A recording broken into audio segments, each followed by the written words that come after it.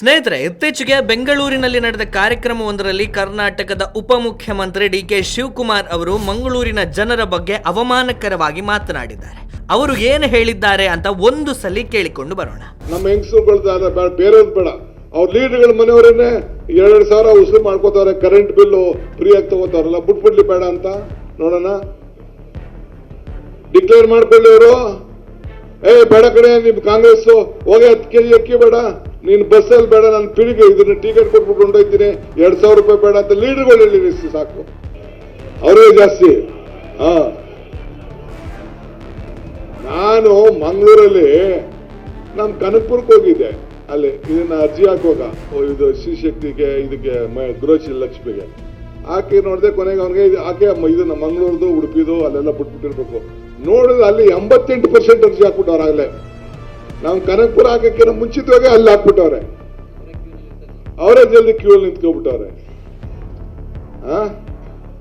ಅವ್ರ ಹೊಟ್ಟೆಗೆ ಬದುಕಿಗೆ ಕಾಂಗ್ರೆಸ್ ಬೇಕು, ಓಟ್ ಬೇರೆ ಪಾರ್ಟಿ ಬೇಕು. ಅವ್ರ ಹೊಟ್ಟೆಗೆ ಬದುಕಿಗೆ ಕಾಂಗ್ರೆಸ್ ಬೇಕು, ಓಟ್ ಬೇರೆ ಪಾರ್ಟಿ ಬೇಕು. ಅವ್ರ ಹೊಟ್ಟೆಗೆ ಬದುಕಿಗೆ ಕಾಂಗ್ರೆಸ್ ಬೇಕು, ಓಟ್ ಬೇರೆ ಪಾರ್ಟಿ ಬೇಕು. ನೋಡಿದ್ರಲ್ಲ, ಮಂಗಳೂರಿನ ಜನರಿಗೆ ಹೊಟ್ಟೆ ಬಟ್ಟೆಗೆ ಕಾಂಗ್ರೆಸ್ ಬೇಕಂತೆ, ವೋಟ್ ಮಾತ್ರ ಬೇರೆಯವರಿಗೆ ಹಾಕ್ತಾರಂತೆ. ಪ್ರಜಾಪ್ರಭುತ್ವದ ದೇಶದಲ್ಲಿ ಈ ರೀತಿಯ ಹೇಳಿಕೆ ಸರಿಯೇ? ಅಷ್ಟಕ್ಕೂ ಗ್ಯಾರಂಟಿ ಯೋಜನೆ ಸರ್ಕಾರದ ಯೋಜನೆಯಾ ಅಥವಾ ಕಾಂಗ್ರೆಸ್ ಪಕ್ಷದ ಯೋಜನೆಯಾ? ಗ್ಯಾರಂಟಿ ಯೋಜನೆಗೆ ಕಾಂಗ್ರೆಸ್ ಪಕ್ಷದ ಫಂಡ್ ಅನ್ನ ಬಳಕೆ ಮಾಡಲಾಗ್ತಾ ಇದೆಯಾ? ವೋಟ್ ಹಾಕಲಿಲ್ಲ ಎಂಬ ಕಾರಣಕ್ಕೆ ಸರ್ಕಾರದ ಯೋಜನೆಯನ್ನ ಸ್ವೀಕರಿಸುವ ಹಕ್ಕು ಮಂಗಳೂರಿನ ಜನತೆಗಿಲ್ವಾ?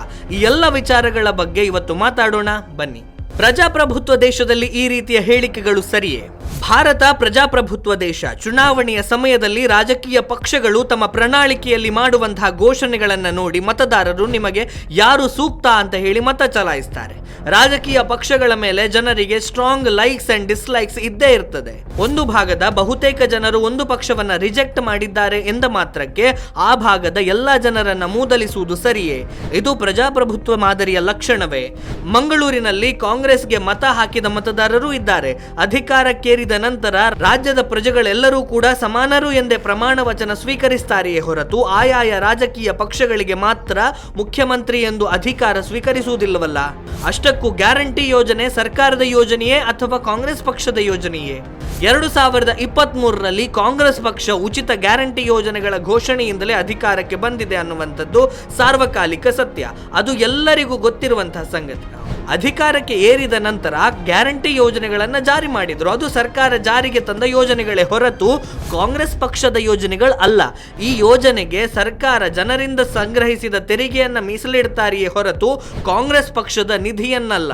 ಸರ್ಕಾರಕ್ಕೆ ಎಲ್ಲಾ ಪ್ರಜೆಗಳು ಸಮಾನವಾಗಿರುವಾಗ ಗ್ಯಾರಂಟಿ ಯೋಜನೆಗಳನ್ನು ಸ್ವೀಕರಿಸುವುದರಲ್ಲಿ ತಪ್ಪೇನಿದೆ? ಕೇಂದ್ರ ಸರ್ಕಾರದ ಯೋಜನೆಗಳನ್ನ ಬಿಜೆಪಿಗೆ ವೋಟ್ ಹಾಕದಿರುವವರು ಸ್ವೀಕರಿಸ್ತಾ ಇಲ್ವಾ? ದಕ್ಷಿಣ ಕನ್ನಡ ಜಿಲ್ಲೆಯಿಂದ ರಾಜ್ಯ ಸರ್ಕಾರ ತೆರಿಗೆ ಸಂಗ್ರಹ ಮಾಡುವುದಿಲ್ವಾ? ಉಚಿತ ಗ್ಯಾರಂಟಿ ಯೋಜನೆಗಳನ್ನ ಸರ್ಕಾರ ಕೊಡುವುದು ರಾಜ್ಯದ ಜನತೆಗೆ ಪಾವತಿಸುವ ತೆರಿಗೆ ಹಣದಿಂದ. ದಕ್ಷಿಣ ಕನ್ನಡ ಕಳೆದ ಹಲವು ವರ್ಷಗಳಿಂದ ಸತತವಾಗಿ ಬೆಂಗಳೂರು ನಗರ ನಂತರದ ಅತಿ ಹೆಚ್ಚು ತೆರಿಗೆ ಪಾವತಿಸುವ ಜಿಲ್ಲೆಯಾಗಿರುತ್ತೆ. ತಲಾ ಆದಾಯದಲ್ಲಿ ಕೂಡ 2ನೇ ಸ್ಥಾನದಲ್ಲಿರುವಂತಹ ಜಿಲ್ಲೆ, ಜಿಡಿಪಿಯಲ್ಲೂ 2ನೇ ಸ್ಥಾನದಲ್ಲಿರುವಂತಹ ಜಿಲ್ಲೆ. ಪ್ರತಿ ವರ್ಷ ಶಿಕ್ಷಣದಲ್ಲಿ ಮೊದಲೆರಡು ಸ್ಥಾನಗಳನ್ನ ಅವಿಭಜಿತ ದಕ್ಷಿಣ ಕನ್ನಡ ಜಿಲ್ಲೆಗಳೇ ಪಡೆದುಕೊಳ್ಳುತ್ತವೆ. ಇಲ್ಲಿನ ಜನತೆ ರಾಷ್ಟ್ರೀಯತೆಯ ಪರವಾಗಿದ್ದಾರೆ. ಜಾತಿ ರಾಜಕಾರಣಕ್ಕೆ ಸೊಪ್ಪು ಹಾಕದೆ ಬಿಜೆಪಿಯನ್ನ ಸತತವಾಗಿ ಗೆಲ್ಲಿಸ್ತಾ ಇದ್ದಾರೆ ಎಂಬ ಕಾರಣಕ್ಕೆ ಈ ರೀತಿಯ ಅಸಹನೆ ಯಾಕೆ? ಕಾಂಗ್ರೆಸ್ ಒಂದು ಮತದ ತುಷ್ಟೀಕರಣ ಮಾಡದೇ ಇರ್ತಾ ಇದ್ರೆ ಇವತ್ತು ದಕ್ಷಿಣ ಕನ್ನಡದ ಜನತೆ ಕೂಡ ಕಾಂಗ್ರೆಸ್ನ ಕೈ ಹಿಡಿತಾ ಇತ್ತೋ ಏನೋ. ಕರಾವಳಿಯ ಜನತೆ ಹೊಟ್ಟೆ ಬಟ್ಟೆಗೆ ಗ್ಯಾರಂಟಿ ಯೋಜನೆಯನ್ನು ಅವಲಂಬಿಸಿಲ್ಲ. ಒಂದು ವೇಳೆ ಹಾಗೆ ಅವಲಂಬಿಸಿದ್ದರೆ ರಾಜ್ಯದಲ್ಲಿ ಅತಿ ಹೆಚ್ಚು ತೆರಿಗೆ ಪಾವತಿಸುವ 2ನೇ ಜಿಲ್ಲೆಯಾಗಿ ಬೆಳೀತಾ ಇರಲಿಲ್ಲ. ಜಿಡಿಪಿ ತಲಾ ಆದಾಯದಲ್ಲಿ ಕೂಡ 2ನೇ ಜಿಲ್ಲೆಯಾಗಿ ಸ್ಥಾನ ಪಡೀತಾ ಇರಲಿಲ್ಲ. ಅರ್ಹರು ಗ್ಯಾರಂಟಿ ಯೋಜನೆಗಳನ್ನು ಸ್ವೀಕರಿಸಿದ್ದಾರೆ, ಅದರಲ್ಲಿ ತಪ್ಪೇನಿದೆ? ಅಷ್ಟಕ್ಕೂ ಗ್ಯಾರಂಟಿ ಯೋಜನೆಗಳು ಸರ್ಕಾರದ ಯೋಜನೆಗಳೇ ಹೊರತು ಕಾಂಗ್ರೆಸ್ ಪಕ್ಷದ ಯೋಜನೆಗಳಲ್ಲ ಅನ್ನೋದನ್ನ ನಾವೆಲ್ಲರೂ ಕೂಡ ಸ್ಪಷ್ಟವಾಗಿ ತಿಳಿದುಕೊಳ್ಳಬೇಕು. ಉಪಮುಖ್ಯಮಂತ್ರಿ ಡಿ.ಕೆ. ಶಿವಕುಮಾರ್ ಅವರ ಈ ಹೇಳಿಕೆ ಅತ್ಯಂತ ಉದ್ದಟತನದಿಂದ ಕೂಡಿದ್ದು ಅನ್ನೋದಕ್ಕೆ ಉದಾಹರಣೆಯೇ ಬೇಡ. ಅವರು ಇನ್ನೂ ಒಂದು ಹೆಜ್ಜೆ ಮುಂದೆ ಹೋಗಿ ಮಂಗಳೂರಿನಲ್ಲಿ ಯುವಕರೇ ಇಲ್ಲ, ಎಲ್ಲರೂ ಬೆಂಗಳೂರು ದುಬೈ ಕಡೆ ಹೋಗ್ತಾ ಇದ್ದಾರೆ ಅಂತ ಹೇಳಿದ್ದಾರೆ. ಹೌದು, 2ನೇ ಅತಿ ಹೆಚ್ಚು ತೆರಿಗೆ ಪಾವತಿಸುವ ಜಿಲ್ಲೆಯಲ್ಲಿ ಉದ್ಯೋಗ ಸೃಷ್ಟಿ ಮಾಡಲು ರಾಜ್ಯ ಸರ್ಕಾರ ಯಾವ ಕ್ರಮಗಳನ್ನು ಕೈಗೊಂಡಿದೆ ಅಂತ ಕೇಳಬೇಕಲ್ಲ.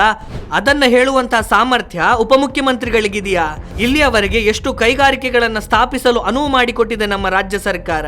ಮಂಗಳೂರಿನ ಮಂಗಳೂರಿನಲ್ಲಿ ಎಷ್ಟು IT ಪಾರ್ಕ್ಗಳನ್ನು ಸ್ಥಾಪಿಸಿದೆ. ಹೇಳಿ ಕೇಳಿ ದಕ್ಷಿಣ ಕನ್ನಡ ಪ್ರವಾಸೋದ್ಯಮಕ್ಕೆ ಪೂರಕವಾಗಿರುವಂತಹ ಜಿಲ್ಲೆ. ಇಲ್ಲಿ ಪ್ರವಾಸೋದ್ಯಮದ ಉತ್ತೇಜನಕ್ಕೆ ಸರ್ಕಾರದ ಯೋಜನೆ ಏನು, ಕೊಡುಗೆಗಳೇನು? ಈ ಬಗ್ಗೆ ಸರ್ಕಾರದಿಂದ ಉತ್ತರ ಸಿಗಲ್ಲ. ಕೇಳಿದ್ರೆ ಗ್ಯಾರಂಟಿ ಕೊಡ್ತಿದ್ದೇವೆ ಅಂದಷ್ಟೇ ಹೇಳ್ತಾರೆ. DK ಶಿವಕುಮಾರ್ ಅವರಿಗೆ ದಕ್ಷಿಣ ಕನ್ನಡ ಜಿಲ್ಲೆಯ ಜನತೆಯ ಬಗ್ಗೆ ಅಸಹನೆ ಇದೆ ಅಂತ ಹೇಳಿ ಅವರ ಹೇಳಿಕೆಗಳನ್ನು ನೋಡುವಾಗಲೇ ಅರ್ಥವಾಗುತ್ತೆ. ದಕ್ಷಿಣ ಕನ್ನಡ ಜಿಲ್ಲೆಯ ಜನತೆ ಗ್ಯಾರಂಟಿ ಯೋಜನೆಯನ್ನ ವಿರೋಧಿಸಿದ್ದಾರೋ ಇಲ್ಲವೋ ಗೊತ್ತಿಲ್ಲ, ಆದರೆ ಕಾಂಗ್ರೆಸ್ ಪಕ್ಷದ ತುಷ್ಟೀಕರಣ ನೀತಿಯನ್ನಂತೂ ವಿರೋಧಿಸಿದ್ದಾರೆ, ಮುಂದೆಯೂ ವಿರೋಧಿಸುತ್ತಲೇ ಇರ್ತಾರೆ. ಹೀಗೆ ಅಣಕವಾಡಿದರೆ ಮುಂದೆ ಯಾವತ್ತೂ ಕಾಂಗ್ರೆಸ್ ಪಕ್ಷವನ್ನ ಬೆಂಬಲಿಸದೇ ಇರುವಂತಹ ಪರಿಸ್ಥಿತಿ ನಿರ್ಮಾಣವಾಗಬಹುದು. ಇನ್ನಾದ್ರೂ ಮಂಗಳೂರಿನ ಜನತೆಯನ್ನ ಅಪಮಾನಿಸುವುದನ್ನ ಬಿಟ್ಟು ಬಿಡಬೇಕು. ಸ್ನೇಹಿತರೆ, ಇದಿಷ್ಟು ವಿಷಯ. ಮುಂದೆ ಮತ್ತೊಂದು ವಿಷಯದ ಜೊತೆಗೆ ನಿಮ್ಮ ಮುಂದೆ ಬರ್ತೇನೆ. ಅಲ್ಲಿಯವರೆಗೆ ನಮಸ್ಕಾರ.